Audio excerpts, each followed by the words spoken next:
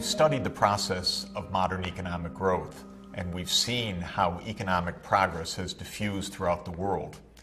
We've adopted the method of differential diagnosis so that we can help regions that are still stuck in low growth or even in a poverty trap to overcome that trap through a careful, evidence-based diagnosis of the problems. Therefore, we've arrived at a very exciting moment. The world is poised for the first time in human history to end the scourge of extreme poverty. It may seem fanciful to many people, it may seem utopian, but it's real. The rate of extreme poverty has been falling. The evidence is clear. It can continue to fall, can decline sufficiently rapidly that this generation could be the generation that sees the end of extreme poverty. Now, what the differential diagnosis tells us is that it won't happen by itself. It's not automatic, but the end of poverty is within reach. Just take a look at the numbers. Back in 1980, the World Bank estimates that a little bit more than half of the world's population in developing countries, perhaps 55 to 60%, were in extreme poverty, using the World Bank's criterion of living at less than $1.25 per person per day, measured in purchasing power adjusted prices. By 1990, that poverty rate had come down to around 44 or 45%. But since 1990, the progress has been spectacular. From 1990 to 2010, the poverty rate in the developing world fell by more than half, from around 44% to around 20% in the year 2010. And it continues to decline now. This is the reason why finance ministers and development leaders gathered at the World Bank in the year 2013 voted to make the World Bank's target and mission to be supportive of the end of extreme poverty by the year 2030. In other words, our generation could be the one to see the end of extreme poverty. It's our job, of course, to understand how this could happen and then to act to make it happen. Before we get to the strategy up to 2030, let me turn back the clock to 1930. It was the depths of the Great Depression. There was a lot of poverty in today's high-income world as well as in the poor countries, the developing world. John Maynard Keynes, that great political economist of the 20th century, wrote a wonderful essay, Economic Possibilities for Our Grandchildren. That's the one where Keynes noted that from the time of the Roman Empire up until the 18th century, the rate of technological progress had been extraordinarily low. So low, in fact, that a peasant from the Roman Empire would have felt at home in rural England in the early years of the 1700s. But Keynes went on in that essay to note the explosion of technology of the Industrial Revolution. And he drew in 1930, in the depths of the Great Depression, a startling lesson from that technological progress. Because you could imagine in the Great Depression, with mass unemployment and with the pessimism around, that one could have been overwhelmed, feeling that economic progress was at an end. But Keynes said, no, let's look more deeply. Technological change means that even though we have a serious short-run crisis, the long run is promising. Let me quote what John Maynard Keynes wrote in 1930. And I quote, "I would predict that the standard of life in progressive countries 100 years hence will be between 4 and 8 times as high as it is today. There would be nothing surprising in this, even in the light of our present knowledge. It would not be foolish to contemplate the possibility of a far greater progress still. I draw the conclusion, says Keynes, that assuming no important wars and no important increase of population, the economic problem, by that he means the problem of poverty, may be solved, or be at least within sight of solution within 100 years. This means that the economic problem is not, if we look into the future, the permanent problem of the human race. It's interesting. 1930, John Maynard Keynes says the economic problem, meaning the persistence of poverty, could be a thing of the past within 1 century. And it's exactly at that century mark that the World Bank now contemplates the realistic end of extreme poverty. A pretty good call. Now, John Maynard Keynes said that he could foresee this if there was no significant increase of population. Of course, there has been, because when he wrote in 1930, the world population was 2 billion. Now it's 7.2 billion, more than 3 times as large. And by the middle of the century, it will be more than 9 billion, most likely.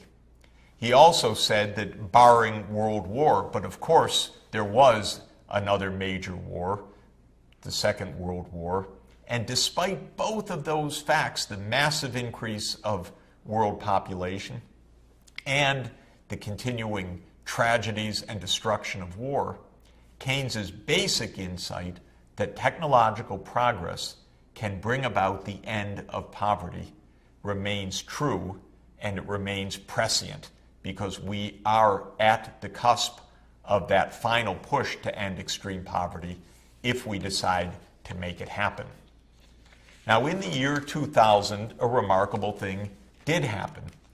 160 plus leaders of the world gathered together in September 2000 at the United Nations to usher in the new millennium. And when they did so, they wanted to convey the hope of the new millennium. So the Secretary General of the United Nations at that time, Kofi Annan, put forward to the world leaders a Millennium Declaration that called for the new millennium to realize the great hopes for human rights, for peace and security, and for economic development, and the reduction of extreme poverty that humanity yearns for. The world leaders adopted the Millennium Declaration, and within it adopted specific development goals, which have become known as the Millennium Development Goals. 8 ambitious goals to fight extreme poverty, adopted in September 2000, and to carry us to the end of 2015. And you are looking now at the schematic of these 8 Millennium Development Goals, drawn as a cartoon for each goal. But that by itself is a telling point, because these goals are not for high theorists. They're not for the textbooks. They're for all of us. They're for humanity to grasp, to promote, to urge our governments to take seriously, and for us to take seriously in our individual actions, in our roles in business or academia, or in our places of worship or workplaces, so that we can each contribute to the end of extreme poverty. Have a look at the 8 goals. Goal number 1 calls for eradicating extreme poverty and hunger. Goal number 2 is to achieve universal primary education. Goal number 3 is to promote gender equality, so that women, like men, have rights and access for economic progress, so that girls as well as boys go to school and get a decent education. Goal number 4 is to reduce sharply child mortality. Goal number 5 is to reduce sharply maternal mortality and ensure safe and healthy pregnancy for mothers and for their children. Goal number 6 was to fight the raging pandemic diseases of AIDS, TB, malaria, and other mass killers. Goal number 7 is to promote environmental sustainability. And goal number 8 is to promote a global partnership whereby the rich countries help the poor countries to achieve the first 7 goals. Now, in fact, beneath this general description are some specific quantitative targets and many dozen indicators. For the 8 Millennium Development Goals, there are 21 targets, specific and quantified, and there are around 60 detailed indicators to measure the progress. It's been my honor and pleasure to serve as special advisor, first to UN Secretary General Kofi Annan, and now to UN Secretary General Ban Ki-moon on the Millennium Development Goals, and to help analyze and to help coordinate the UN's efforts to enable and support poor countries to achieve all of these Millennium Development Goals. It's been a wondrous process to see how this kind of goal setting can energize civil society, can help to reorient governments that may have been neglecting crucial issues of disease control or the safety of childbirth or ensuring that all children go to school, and to reorient priorities, political awareness, budgets to achieve these goals.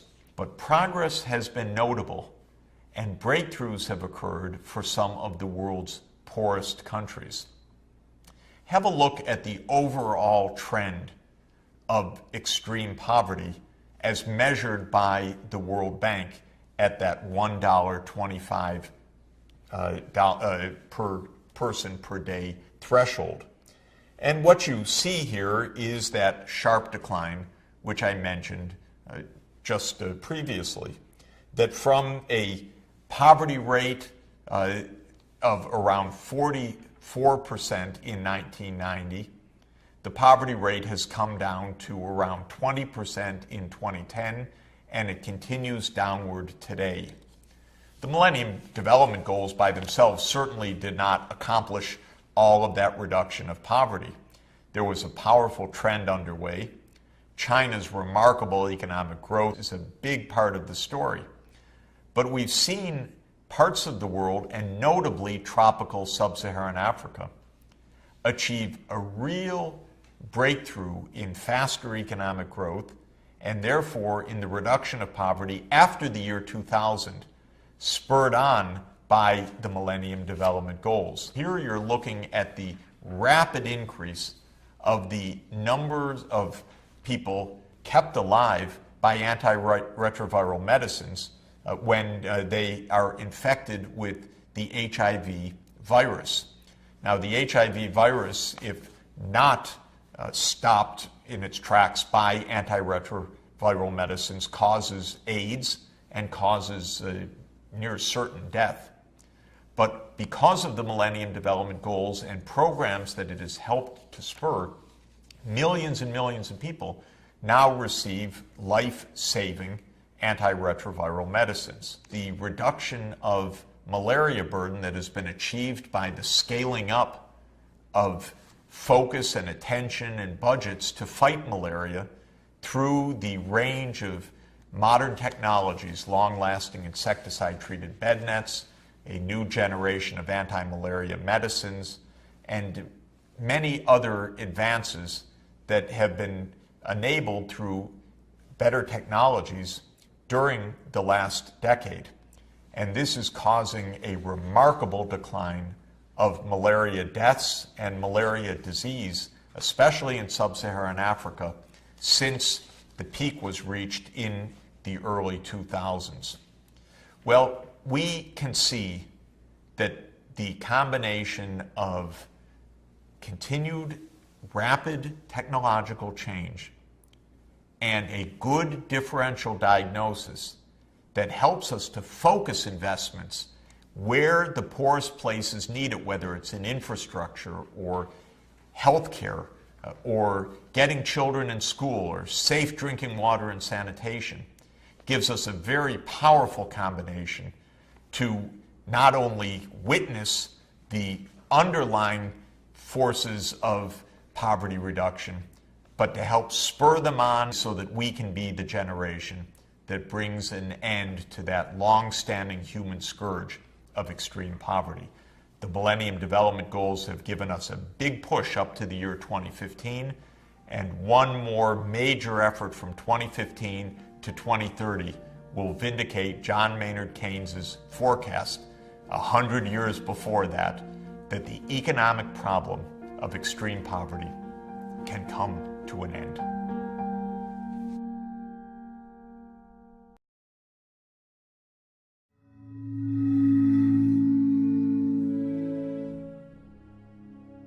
The end of extreme poverty is within reach. Where is that extreme poverty that remains on the planet? There are roughly 1.2 billion people living below the World Bank's poverty line of $1.25 per person per day. That number, thankfully, is down sharply from around 1.9 billion in 1990. And as a share of the population of the still growing developing countries, the poverty rate has fallen by more than half, to 20% or so in the year 2010. So where are those remaining areas of extreme poverty? The most poverty-stricken region of the world is tropical sub-Saharan Africa.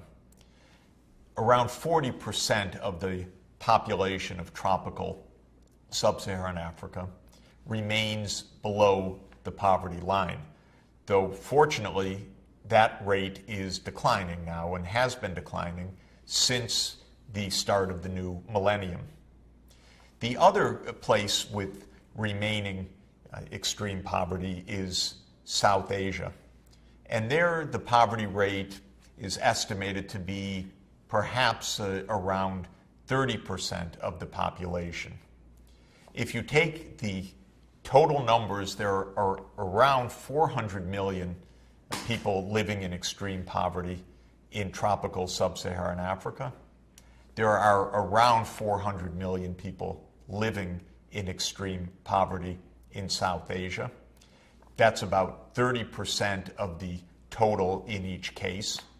Around 20% of the total population, around 250 million people, are still in extreme poverty in East Asia, though East Asia has seen the fastest decline of extreme poverty because of the rapid growth of China and neighboring countries. Around 10% of the total population of extreme poor, that is around 100 million people, are in North Africa and the Middle East. And the rest, which is around another 100 million, are scattered in the remaining regions of the developing world, for instance, in Latin America and the Caribbean. So we know, as we've noticed on many occasions, that the two big areas for breakthrough are sub-Saharan Africa and South Asia. Let's take a look at the differential diagnosis for sub-Saharan Africa and what can be done to help those parts of sub-Saharan Africa still stuck in extreme poverty to accelerate the progress out of extreme poverty. Have a look at the year-to-year growth rates of the whole world economy and of sub-Saharan Africa. Now, this is the change of gross domestic product taken for the whole sub-Saharan African region and the gross world product, looking at a comparison.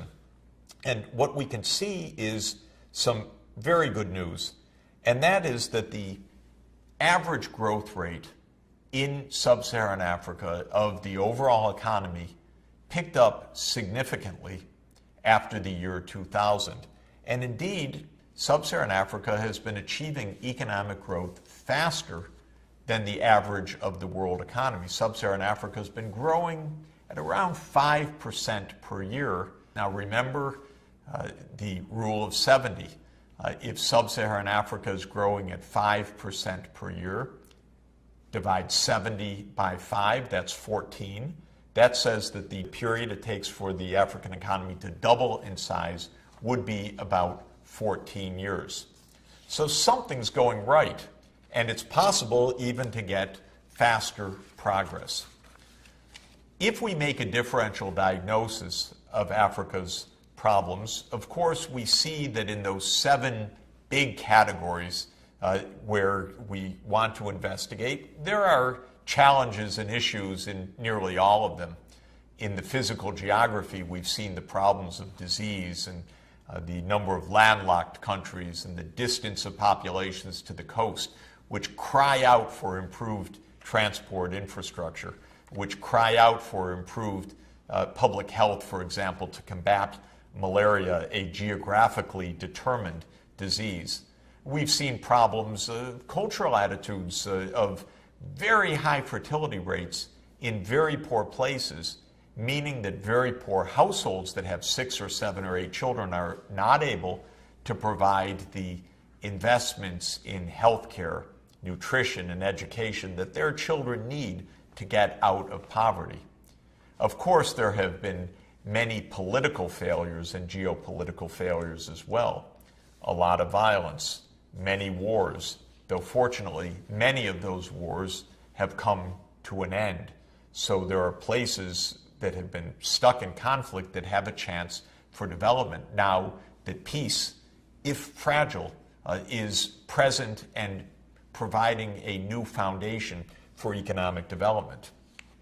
I think it's fair to say that we would want to look at 4 categories of investment in Africa for that breakthrough. The first is in rural development, especially to spur agricultural development. The second is in the urban areas. Africa, throughout its history, has been predominantly rural, but it's fast urbanizing, and therefore productive, dynamic cities that can meet the needs of their populations is crucial. The third category, broadly, I would say, is the national infrastructure, the road network, the rail network, the power grids, the management at large scale of water resources. Because Africa historically has been bereft of the vital infrastructure that it needs for national or regional development. And the fourth big category that I would bid us to look at is demography. And that is the challenge of Africa's still very, very fast population growth. So let's take a look at some of that. Turn first to the challenge of agriculture. As you can see in this map, which shows, according to color, the productivity of agriculture measured as the amount of grain produced on each hectare of farmland, we see that Africa is among the low-yield parts of the world. On average, smallholder farmers in sub-Saharan Africa have gotten a yield, that is a grain output per hectare of farmland, generally of between half a ton and 1 ton of grain per hectare. Now, this is not good in international comparative terms.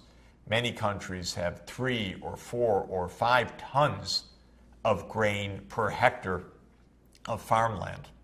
And in the most productive grain belts of the world, those yields can rise even to 10 times Africa's yield. Some farms getting 10 tons of rice or maize or wheat per hectare of land. What's the cause of this? Well, African farming faces many obstacles. One is that the farmers traditionally have been too poor to be able to keep the soils filled with the nutrients needed, especially with the nitrogen, potassium, and phosphorus needed to have high yields of crops.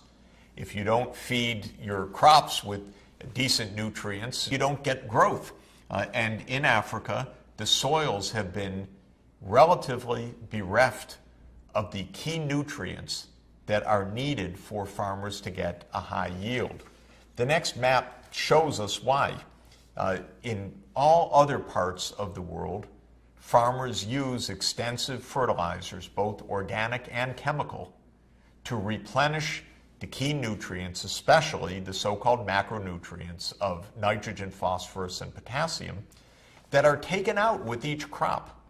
When a crop is harvested, out go the nutrients. Somehow those nutrients have to be put back in, whether in green manures, so-called, of organic farms, or whether through chemical fertilizer, which puts nitrogen back into the soil. But Africa's peasant farmers have been so poor that they have been farming without the advantage of those added nutrients, and that has kept them in a poverty trap.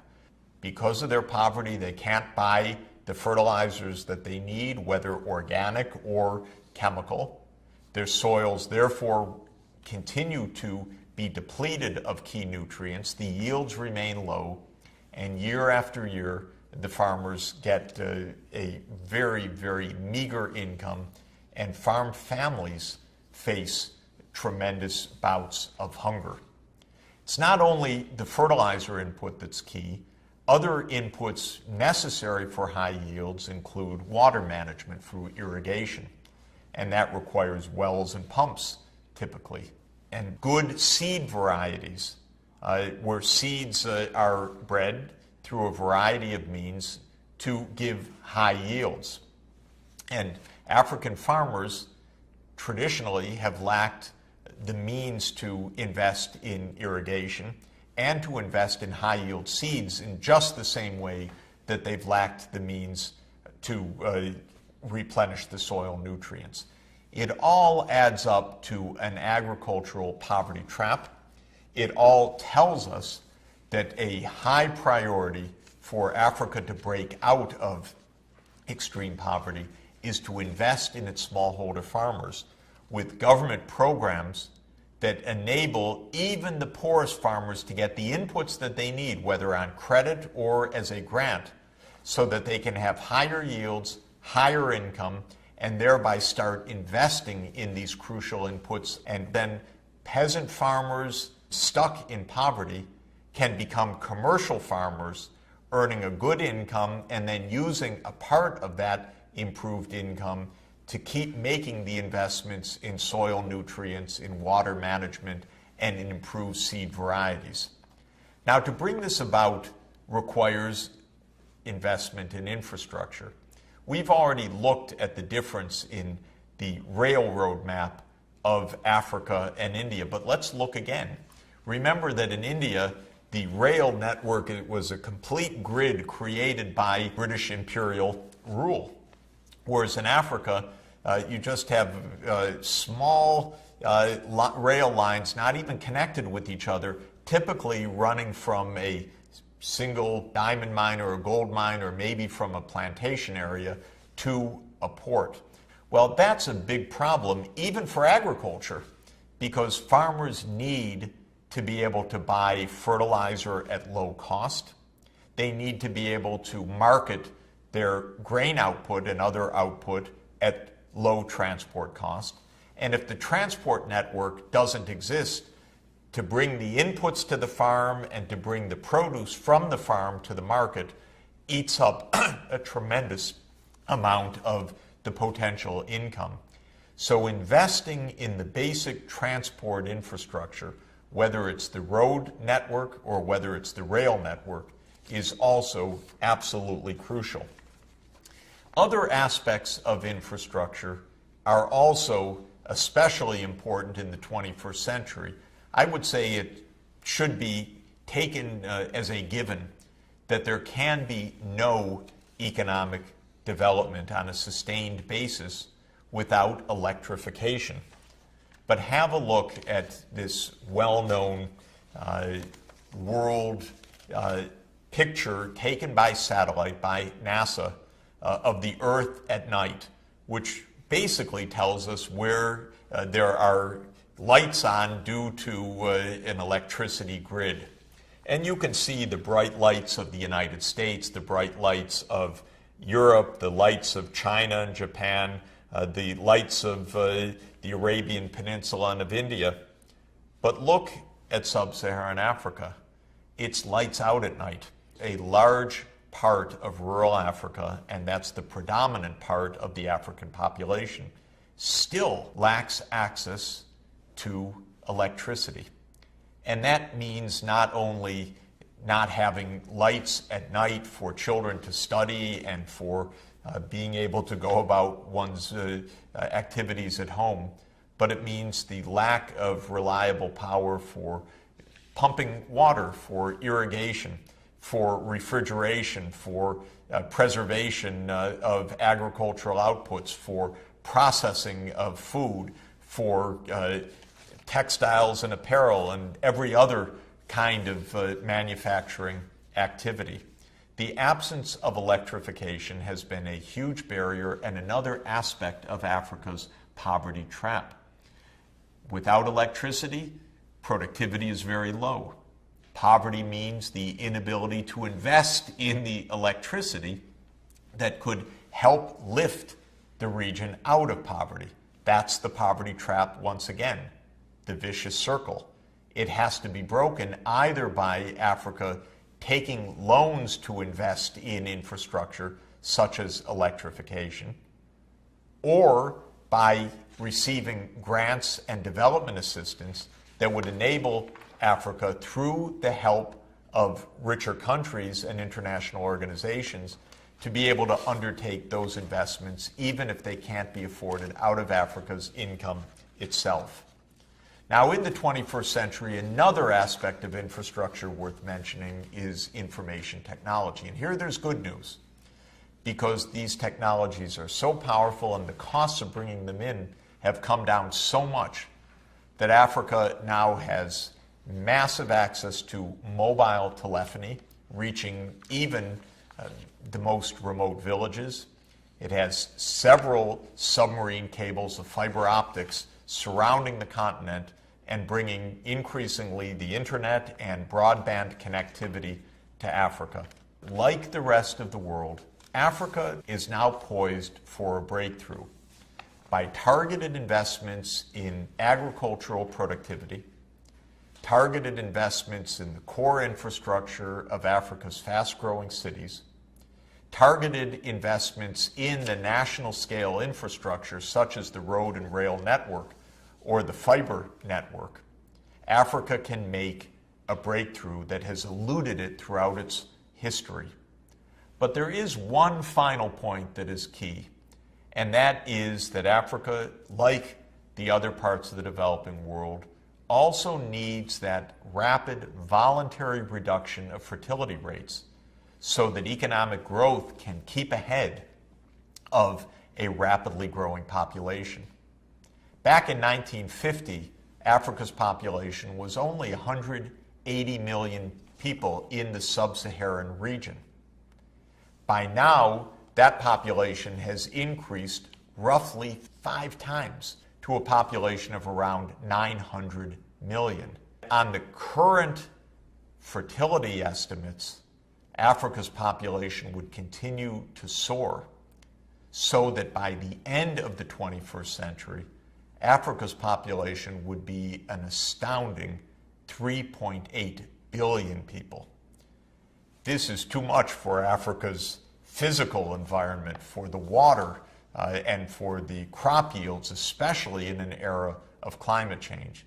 It's too much for very poor families needing to invest in the health, the nutrition, and the education of their children. So in addition to the investments in agriculture, in health and education, in roads, in rail, in fiber optics, in electrification, Africa too needs to invest in the rapid voluntary reduction of fertility rates of today's poor households, making sure that family planning and modern contraception are available, making sure that young girls aren't forced to drop out of school because they lack the income to go on, but have the opportunity to go on to a full secondary education and a university education so that girls don't end up illiterate, married young, and starting on another cycle of poverty with 6 or 7 or 8 children. When Africa puts together that fourfold strategy of rural, urban, infrastructure, and demographic transformation, all within reach, Africa, like the rest of the world, will break free of the poverty trap, and by 2030, indeed can end extreme poverty.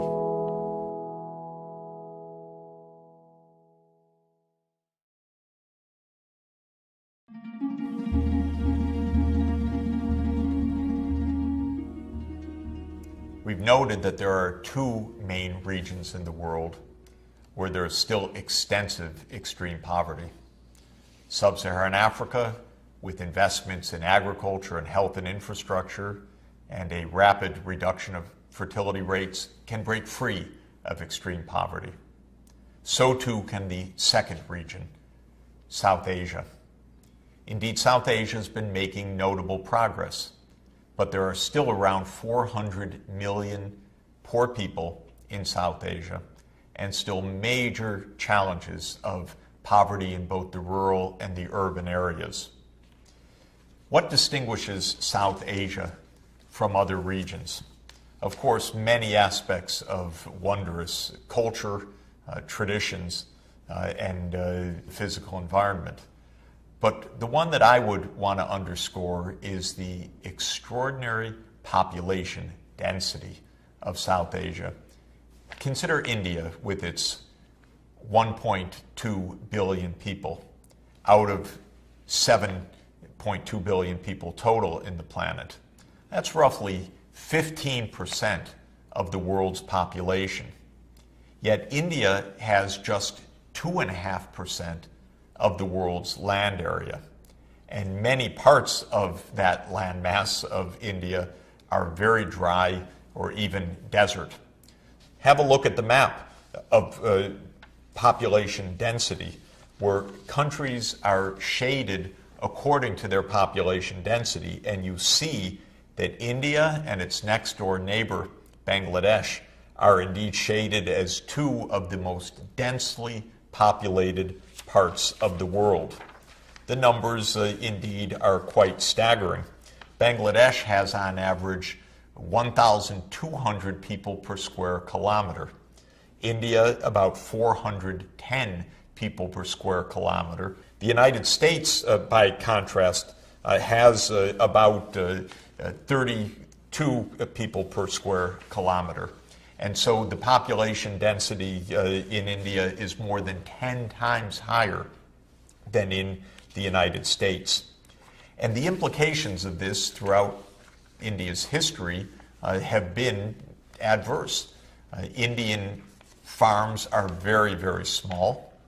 Indian farmers traditionally have been able to grow only a small amount of food and have eked out an existence of poverty in the thousands of Indian villages from time immemorial.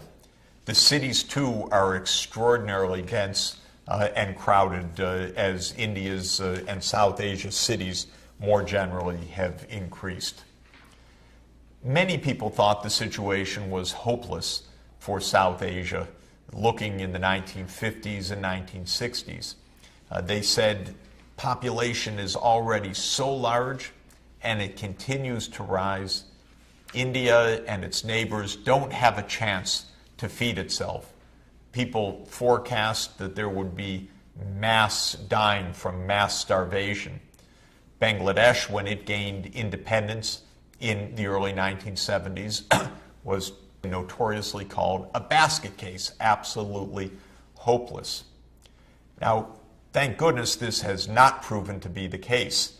And indeed, India has been one of the best economic performers in recent years.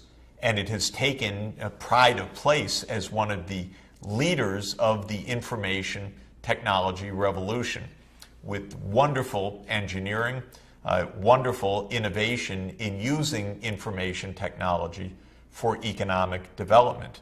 And through IT, it has become integrated into the whole world economy, often in cutting-edge industries using information technology with great programming and systems developed by India's engineers, some of the world's finest. How did this happen? How did India avoid the fate that was so widely predicted for it? Well, there we have to start, naturally, with agriculture, because once again, India was overwhelmingly a smallholder peasant society living in villages and living in poverty. It was a great breakthrough in technology that enabled India to begin this liftoff into sustained, rapid economic growth. And that breakthrough in technology has been given a famous name. That is the Green Revolution. The revolution in crop yields that really started in Mexico and India in the 1950s and then has spread to most of the developing countries, still to be enjoyed by sub-Saharan Africa. What is the Green Revolution? Well, the Green Revolution starts with the individual pictured here, a great hero of mine, Norman Borlaug, Nobel Peace Prize winner, who, as a highly skilled agronomist, a seed breeder, using his great ingenuity, developed high-yield seed varieties for wheat, working in Mexico in the 1940s and the 1950s. Norman Borlaug was invited to India in the early 1960s. His counterpart was another absolutely wondrous agronomist pictured here, another hero of mine, M.S. Swaminathan. The two of them took seeds that Norman Borlaug had developed for Mexican conditions and planted them in Indian soils and Indian conditions. First year didn't work out that well. They looked again, they decided on a different approach. The second year proved that, lo and behold, Mexico's varieties developed by Borlaug for Mexican conditions worked beautifully in the Indian conditions. And they decided from that point on that a green revolution for India could be within technological reach. To make it happen, they had to add a third to this great triumvirate.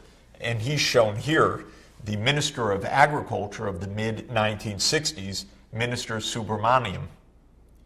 The idea was to multiply the Sonora, Mexico seeds that Norman Borlaug had developed and that M.S. Swaminathan had helped to prove would work in India, to combine them with fertilizer and irrigation and transport facilitation so that India could begin to experience a major takeoff of crop yields. Now, the picture you're looking at here shows the Green Revolution for the whole developing world. You see that yields up until the mid-1960s were still under 1,000 kilograms per hectare of arable land. That is under 1 ton per hectare. But then look what happens after that. The march up the yield curve to the point where in recent years, yields on average in the developing world have been between 2.5 and 3 tons per hectare, with many parts of the developing world achieving more than 3 tons per hectare. Well, fortunately, India is one part of that overall green revolution. It hasn't had the most stupendous of the results, but it has had important beneficial results, as shown in this picture. First, you see Mexico's takeoff. That's where Norman Borlaug first developed the high-yield seeds.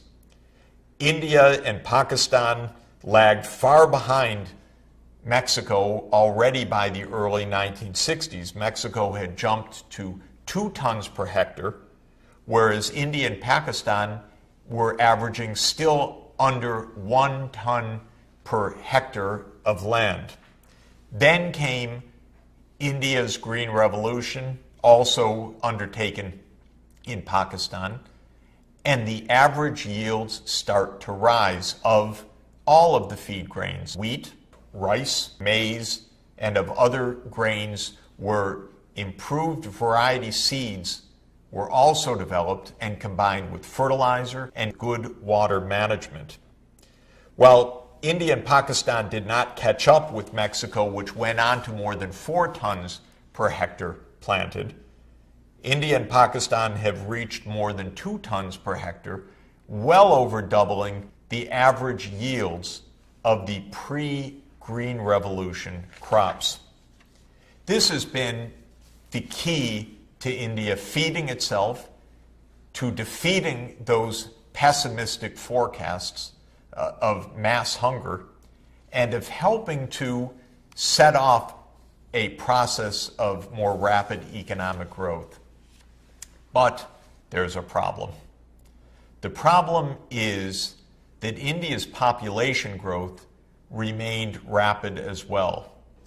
Have a look at India's population growth.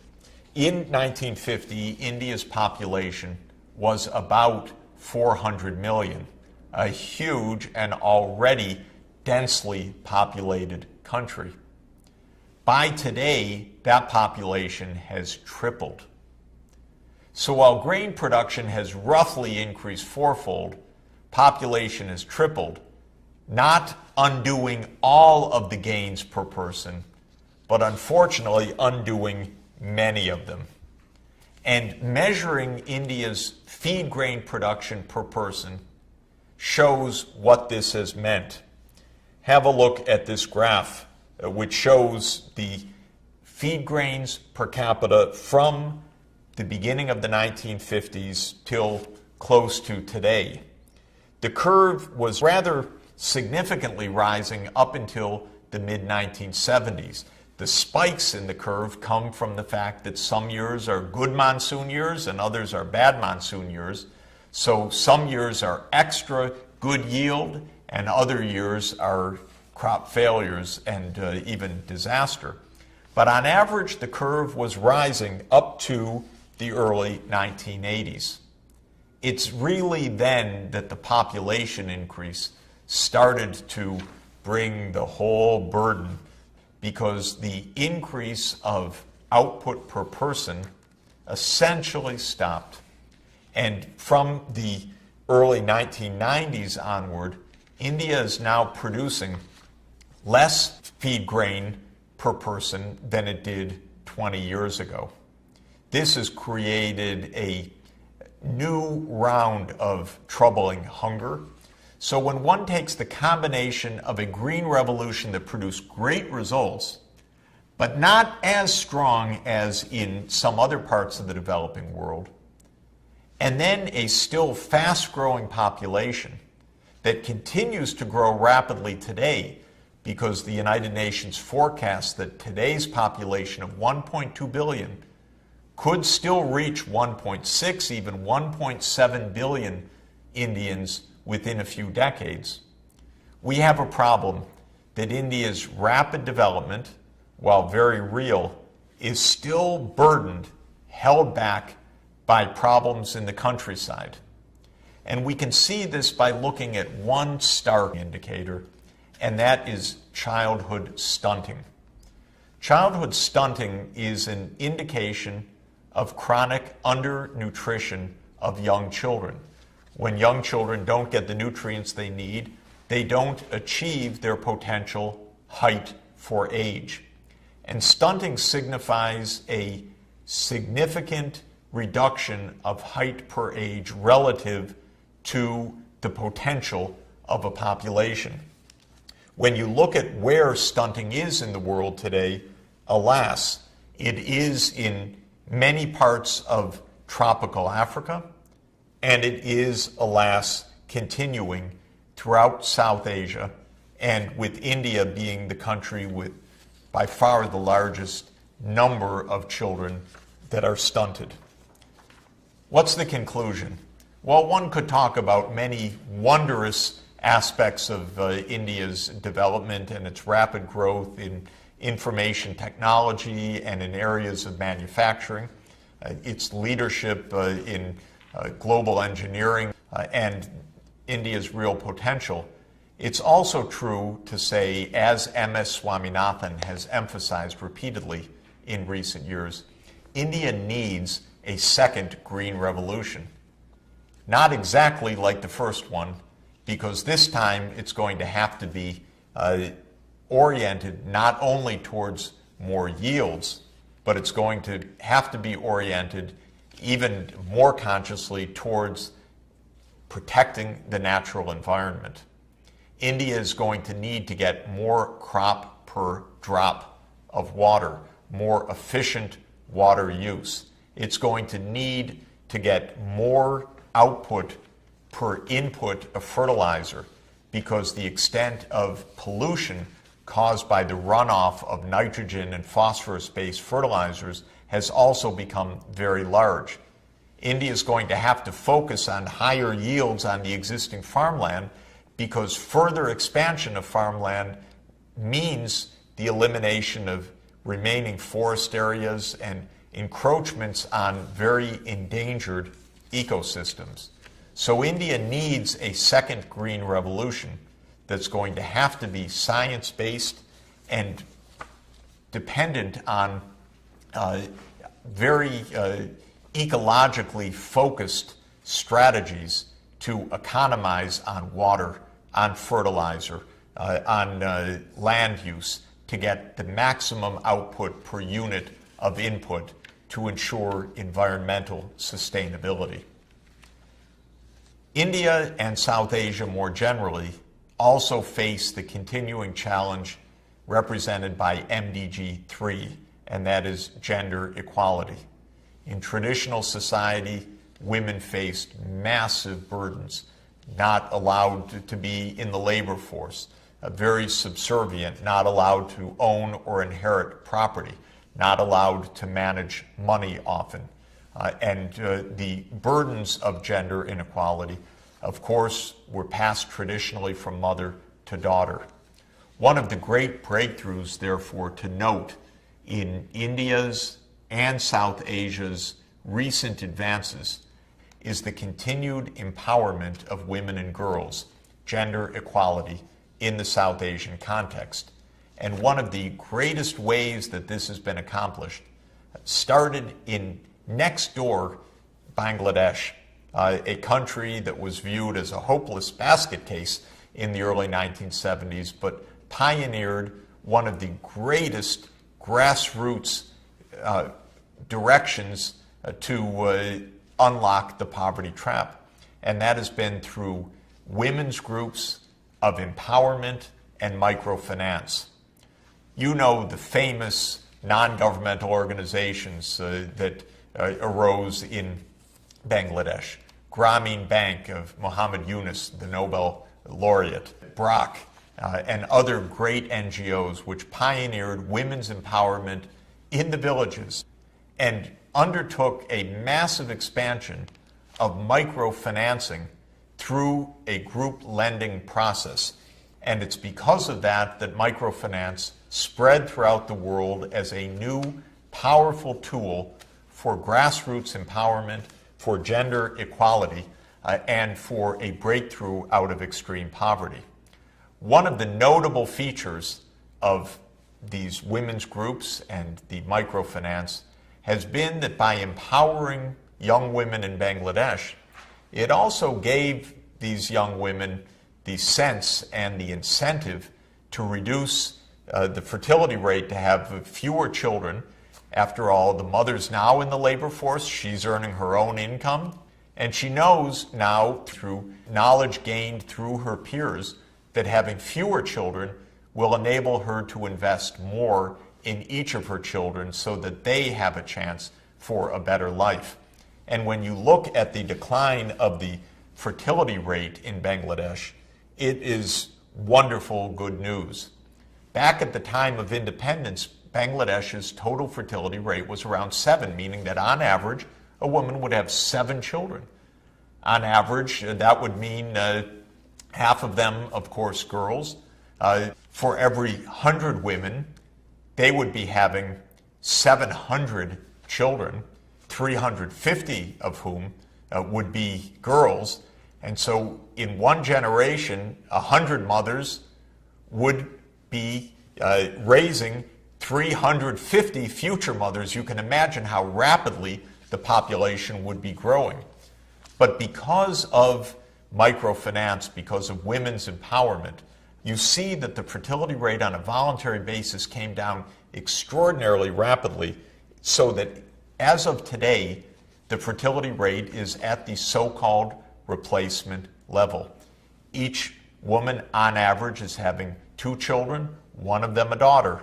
Each woman, therefore, is, you could say, replacing herself with a daughter who will become a mother of the next generation, leading over the longer term to a stabilization of the population and a much, much better chance for economic development.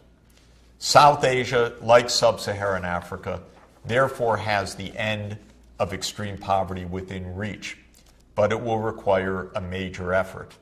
Another green revolution, focused investments in infrastructure, empowerment of women, and especially completing the demographic transition as well, so that India, like Bangladesh, reaches the replacement rate sooner rather than later, gives itself that added opportunity to combine its wondrous capabilities in services, in information technology, in industry, with a newly renovated, ecologically friendly agriculture, and with a society that is running on the full empowerment of its women alongside its men.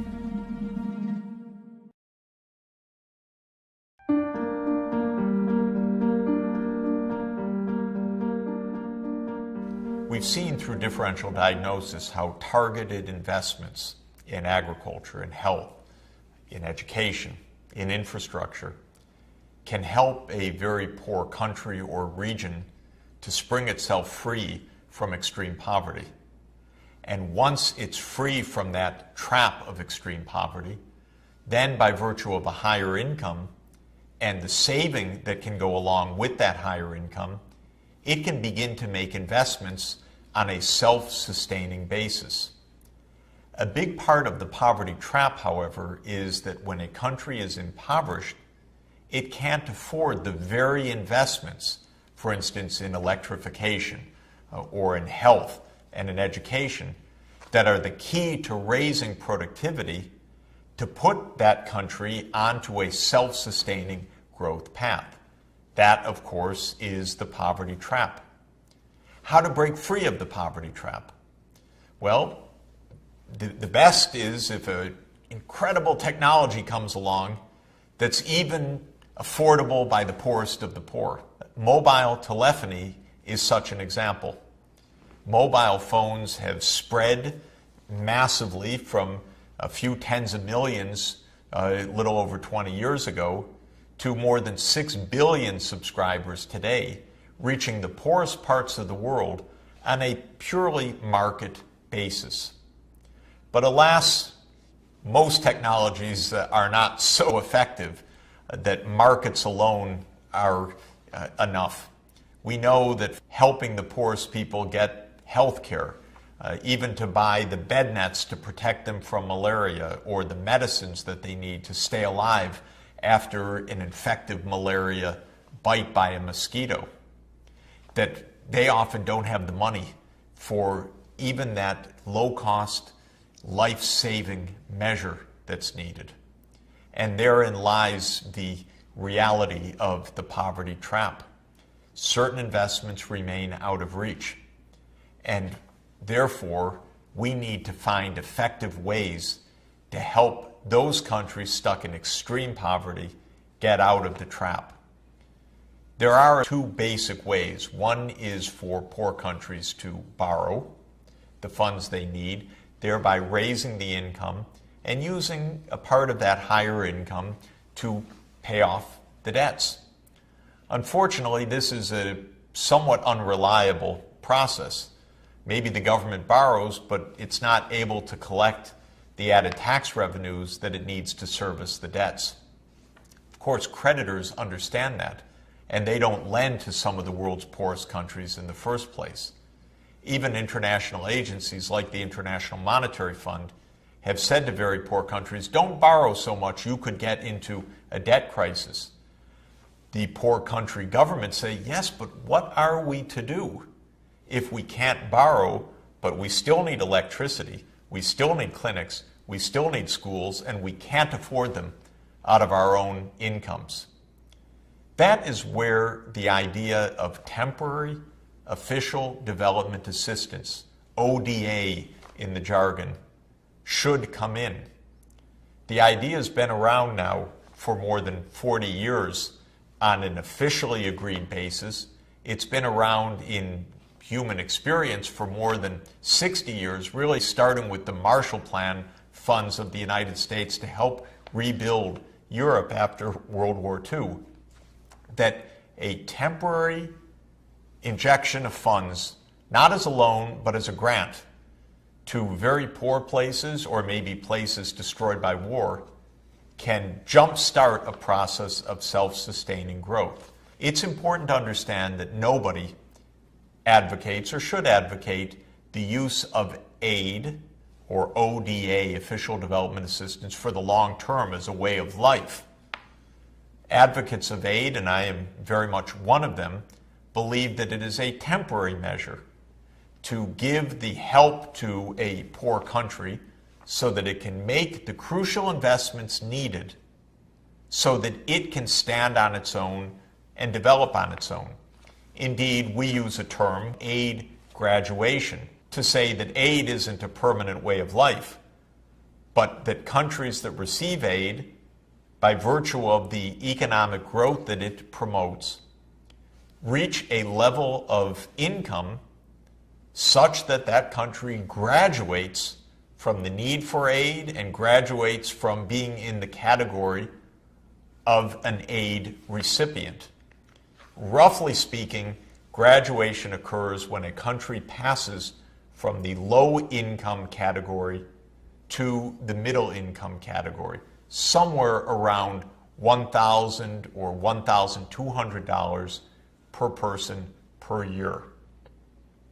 Now, ODA as a concept was adopted by the world community around 1970. There was a famous commission headed by then Prime Minister of Canada, Lester Pearson, a Nobel Peace Prize laureate, called Partners in Development, and it recommended a kind of partnership to enable the poor countries to get out of the poverty trap. And it said that rich countries should devote around 1% of their income to help poor countries in meeting basic needs and basic investments. And of that 1% of national income, 7/10 of that, or 0.7% of national income, should come through official channels, mainly government to government, or at least government to poor country, and the other 0.3% should come mainly through private contributions, corporate contributions or individual contributions or charitable organizations. So back in 1970 and 1971, the United Nations adopted a standard that the high-income countries, which became known as donor countries, should give through official channels 0.7% of their national income in the form of official development assistance. Consider the United States, for example, a $15 trillion economy each year. 0.7% of that is 0.7 of 150 billion, or $105 billion of official development assistance each year. That's the international standard. Alas, the United States isn't doing anything close to that because the official development assistance given by the United States is around $30 billion per year, not $105 billion. So rather than being 0.7% of the national income. It's closer to 0.2% of the national income, less than 1/3 of the international standard. Have a look at how countries are doing in their official development assistance. You can see on this graph that is ordered from the top being the smallest share of national income to the countries with the biggest bars at the bottom, that 5 countries among the donors reach at least the targeted threshold of 0.7. Some are up to 1% of their national income purely through official channels. Those 5 countries are Sweden, Norway, Denmark, Luxembourg, and Netherlands. And those 5 countries all for many, many years have honored the 0.7% of national income threshold. At the other end of the spectrum are countries that give quite low amounts. The United States is one of those because rather than 0.7, as I mentioned, it's closer to 0.2, and in many years it's dropped even below 0.2% of national income. Now, the United States still gives a lot of money in an absolute level. You can see on the graph showing the total amount, not as a share of income, but the total aid. The United States is the world's largest donor country, with $30 billion a year currently of development assistance. But as a share of the world's largest economy, that's a pretty modest amount, even though in absolute dollars, it's a large amount and it makes a big difference. What kind of spending does this money support? Official development assistance has to have the following categories. First, the money is going to poor countries. Once in a while, a rich country gives to another rich country, maybe for foreign policy or military reasons. That's not part of official development assistance. So first, the recipient country has to be eligible. Second, the money has to be provided by an official agency of the donor country, or by money that goes from an official agency to an international organization like the World Bank, which then gives the money to an eligible recipient country. Third, the money has to be used for economic development. It can't be used, for example, for military sales. It can't be used to support troops. It can't be used to support soccer games or cultural events, as nice as those are. Those aren't counted as official development assistance because the idea is that the ODA should be for D, that is for development. There's another important distinction to make because aid comes in many shapes and sizes and forms. If the aid is given as an emergency relief, for instance, food in the middle of a famine, it saves lives, it's humanitarian relief. Similarly, if it's emergency help after a massive flood or an earthquake, that's also counted as aid. But it won't do more typically than the crucial job of keeping people alive. It's only compensating for a terrible disaster. The kind of development aid that can help a country make a breakthrough out of poverty is something else. That's official development assistance that ends up as paved roads or an extended power grid or clinics or schools or support for community health workers or antiretroviral medicines to fight AIDS or insecticide-treated bed nets for malaria. So looking at these two pictures, one kind of aid is for emergency relief, very valuable, but only compensating for disaster. And the other is aid as a real investment, in this case, in supporting a farmers' cooperative, a beekeepers' cooperative, to promote economic development. There's a lot of confusion about whether aid works or not, because not all aid is the same. If a donor agency, in a rather cynical way, says, we're going to give shoeboxes of cash to warlords because that'll be good for our war effort or our foreign policy, or we're going to give money to such and such government, we know it's corrupt, but we, for whatever reason, want to support that dictator, well, that can get counted as aid, but it's not going to do anything for economic development.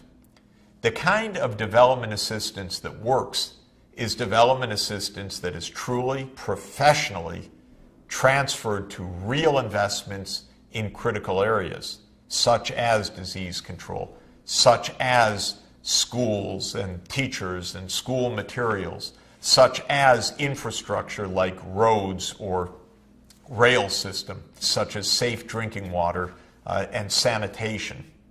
When that kind of aid is given, the evidence is very strong. Development assistance works. It promotes long-term economic development.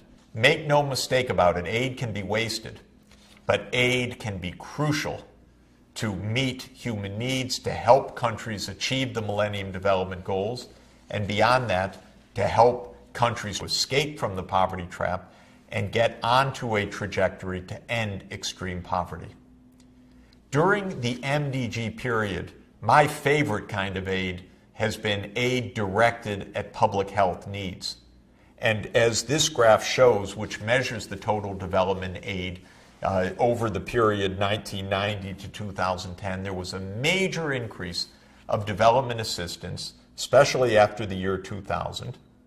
And that increased assistance has played a huge role in helping to control AIDS, malaria, tuberculosis, and helping to ensure that mothers are safe in childbirth, that newborns are kept alive and have a chance to thrive, that children can get nutritional benefits and can be protected against scourges that otherwise would claim their lives or claim their potential.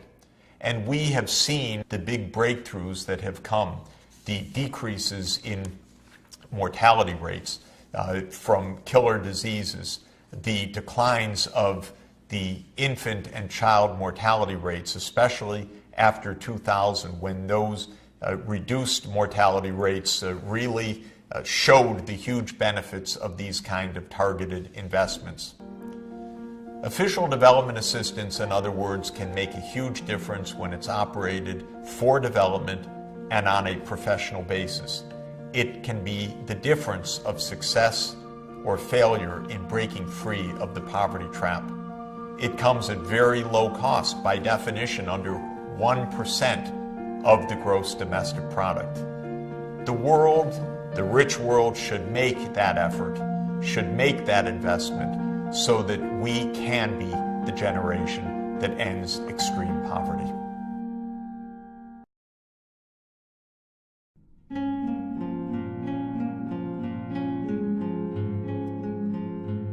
After you've made the diagnosis, after you've mobilized the development aid, after the key concepts of investing in health, in education, or in infrastructure, the real life of implementation of development programs becomes the most important issue.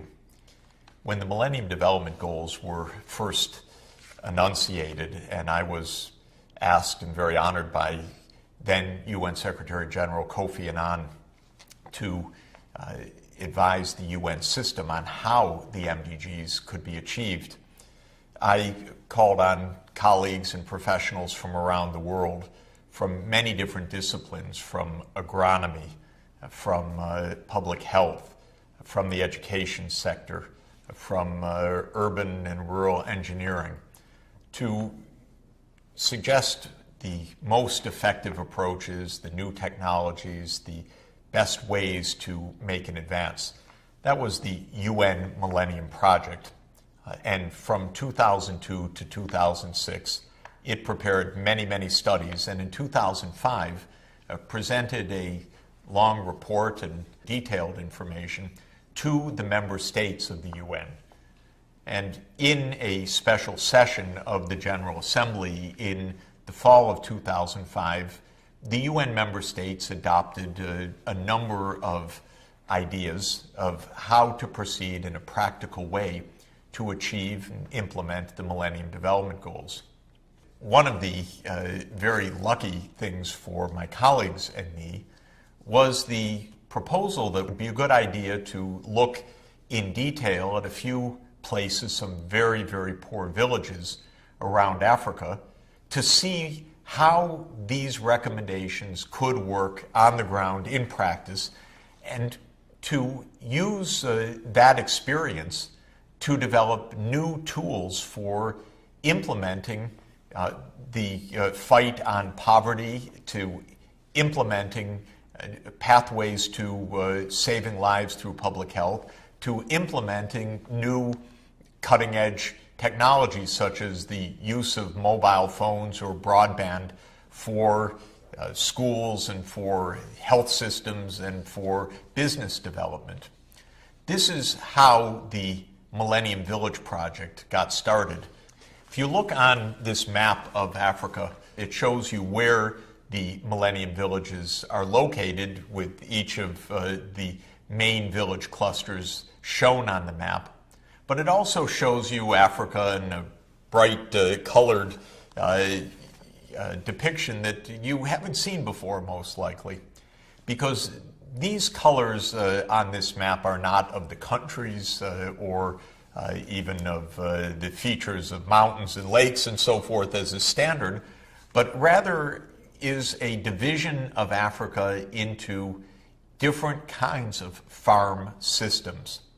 So the yellow areas along the east coast of Africa, the category shown in Kenya and in Tanzania, Malawi, and other places down the east coast of Africa, is the maize production region of sub-Saharan Africa. Or if you look in the Horn of Africa up in northern Ethiopia, where the village of Koraro is located, you see a highland area. In fact, in northern Ethiopia, the main staple crop is something basically not known in the rest of the world, a grain called teff, which provides a wonderful bread traditional in the Ethiopian diet.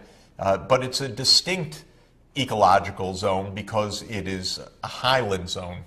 Or if you look across the brown shaded areas where you see cereal crops mainly planted in very dry regions, or the area just above that known as the Sahel of Africa, and a zone that from a farm system point of view is called agro-silvo-pastoral.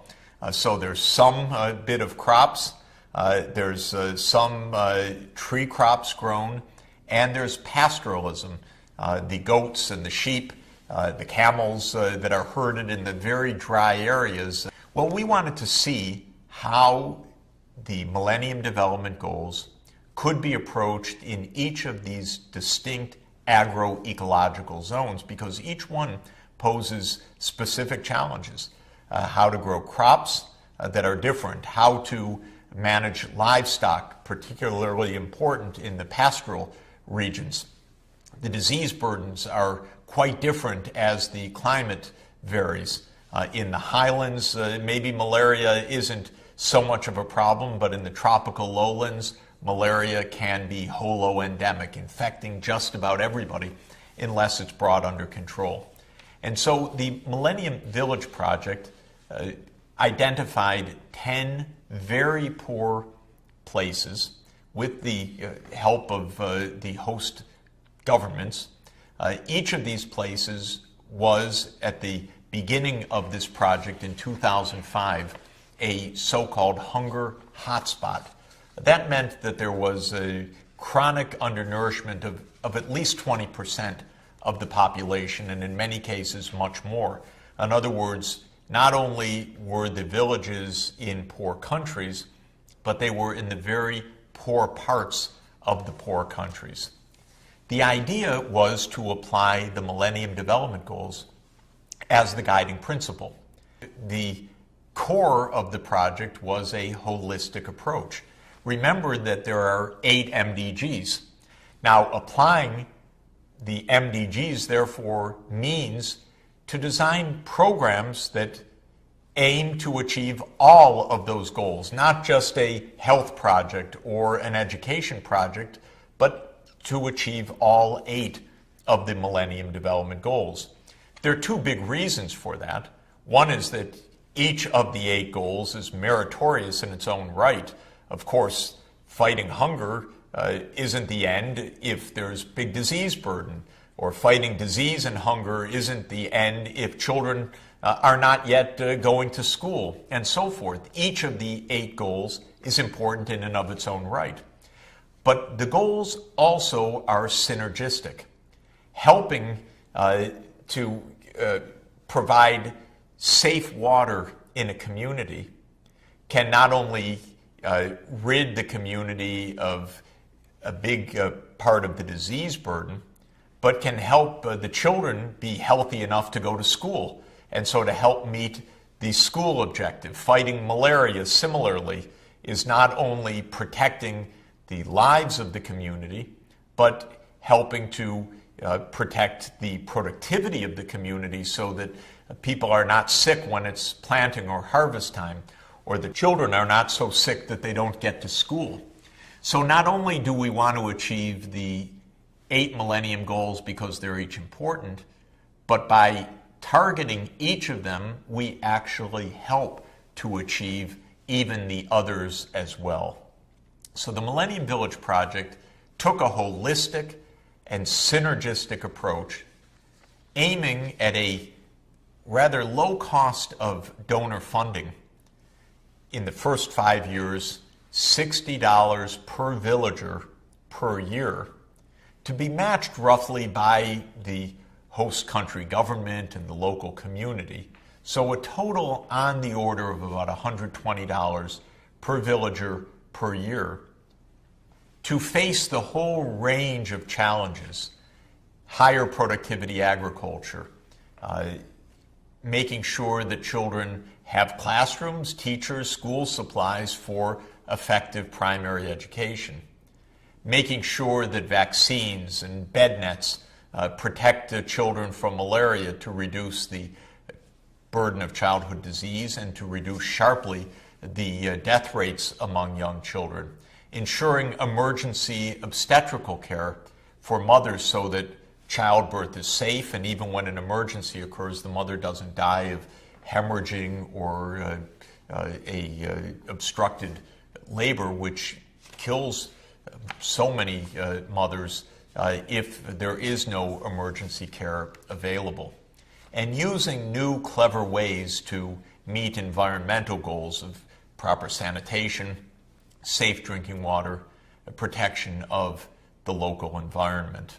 It really is the idea of the differential diagnosis, but not applied to one specific challenge, but rather applied across the range of the goals so that all of the goals can be achieved and so that all of the synergies can be harnessed for success.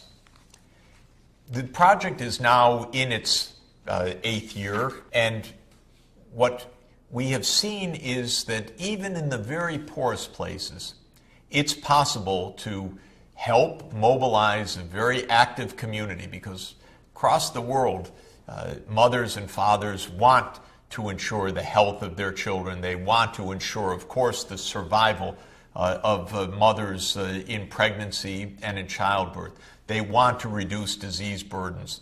So by harnessing the energies of communities with a little bit of help, with best practices, with new kinds of information systems, tremendous things can be achieved. Have a look at some of the range of activities taking place in the Millennium Villages. In Potou, Senegal, a huge expansion of onion production to serve the national market has helped farm families to raise incomes and to raise living standards, to invest in the quality of their housing, for the community to invest in improved health and education, and to upgrade agriculture more generally by introducing irrigation and introducing other parts of a high productivity agricultural system. In Rwanda, with the partnership of government, a village area that was bereft of just about everything, and a place that had been a gathering point after the Rwanda genocide, where refugees from all over the country came and gathered, but meaning it wasn't a tight-knit community at the beginning, was able to get power into the community, electricity, a new road connection, new investments in health and in education, and a tremendous takeoff of business activity. In Sauri, Kenya, the very first of the Millennium Villages, you see the children on their way to school, and a big step up of school programs, including school meal programs throughout the whole community. In Mbola, in Tanzania, you see a new improved water source for safer water supplies for the community. We've seen that range of activities is feasible. It was once thought that a poor community might be able to do one or two kinds of things. This is an old-fashioned and poorly thought-out idea. Communities necessarily live holistic lives. They earn livelihoods, or they struggle to do so.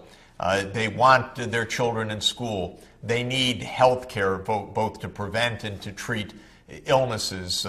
Every community needs to have water, but if the water's safe, the community stays healthy. And so the idea that communities can improve systems across the board has proven to be a viable and a correct assumption, every day demonstrated within the Millennium Villages.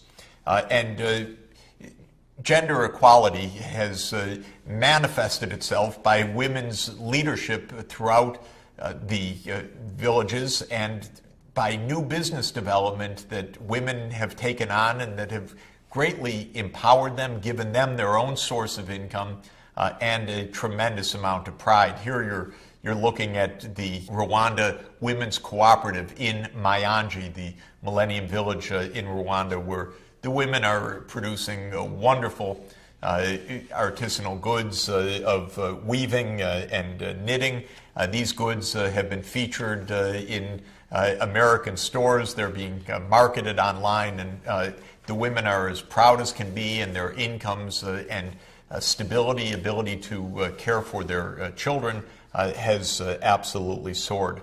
One of the most exciting developments in the Millennium Villages has been the development of the community-based health care, and within that, the role of community health workers. A community health worker is a young person, very often a young woman from the community, maybe with 10 to 12 years of schooling in total, certainly no medical degree or no nursing degree, but with a bit of training over a few months, a local village worker carrying a backpack with the right kinds of medical supplies can absolutely transform, improve the health of the community, save lives, and help the community to get on its feet.